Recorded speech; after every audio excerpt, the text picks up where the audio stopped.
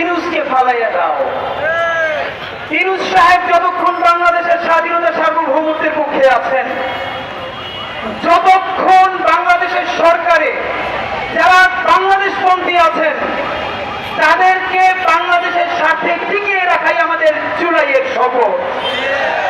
বন্ধুরা আমার, আগেও বলেছি, খুবই স্পেসিফিকলি আপনাদের সাথে একটা কথা বলতে চাই। সম্ভবত গতকাল আমরা আমাদের সব থেকে ঝুঁকিপূর্ণ সংবাদ সম্মেলনটা করেছি।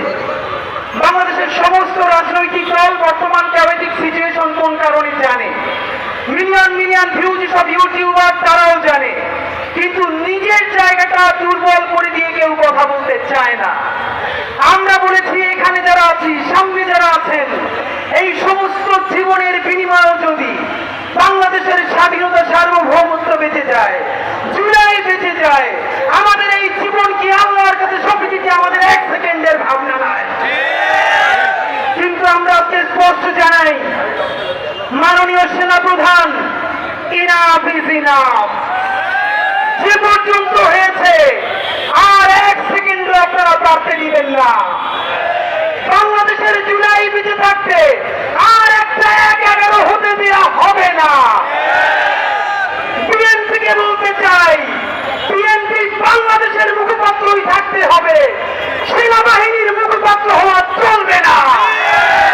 জামাতে ইসলামী ক্ষমতায় যাওয়ার জন্য জনগণের পক্ষে না দাঁড়িয়ে যদি ক্যান্টনমেন্টে গিয়ে ভিড় করেন, আপনাদের বাংলাদেশে আর কোনো হিসাব থাকবে না। জুলাইয়ে আমার যে সমস্ত ভাইয়েরা, তোমাদের সারা শরীরে এখনো সেই রক্তের দাগ, তোমরা জনতার পক্ষে দাঁড়িয়ে তোমরা আহত হয়েছ। আপনারা দেখেন এখানে যে শহীদ পরিবারগুলো, এদের পোশাকের দিকে তাকান, এরা কেউ আরবান মিডল ক্লাস নয়, দশ নয়, শহরের মধ্যবিত্ত নয়।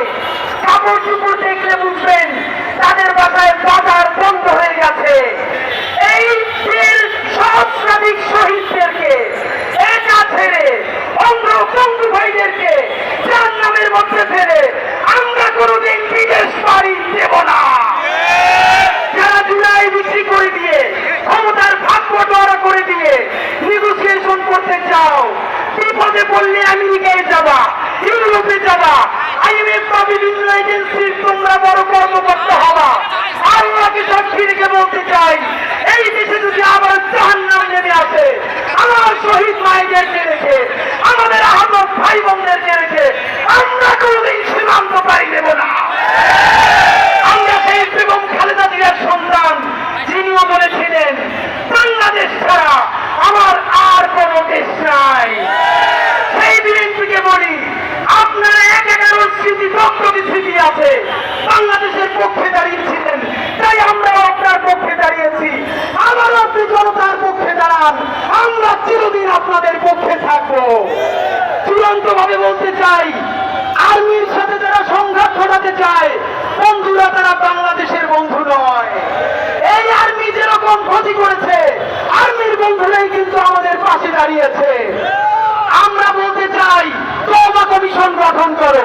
সেই সব আর্মি অফিসার গুম করেছে, খুন করেছে, হত্যা করেছে, হাসিনাকে চালাতে দিয়েছে, 626 জনকে ক্যান্টনমেন্ট থেকে পাড়ি দিয়েছে, তাদেরকে বিচার করো। কিন্তু যে আর্মির সৈনিক, আমাদের অফিসারেরা বাংলাদেশের জন্য দাঁড়িয়েছে, তাদেরকে সব বাংলাদেশ সেলিব্রেট করবে ইনশাআল্লাহ। সর্বশেষ প্রশ্ন, করিডোর ফরিডোর কিছু না, ইশাক যেরকম বলেছে মেয়র ফেয়ার কিছু না, আমরাও বলি করিডোর কি আজকেই সরকার বলছে? বাংলাদেশ সরকার খুনি হাসিনা ভারতকে একের পর এক করিডোর দিয়েছিল, তখন সেনাবাহিনীর এই অবস্থান কোথায় ছিল?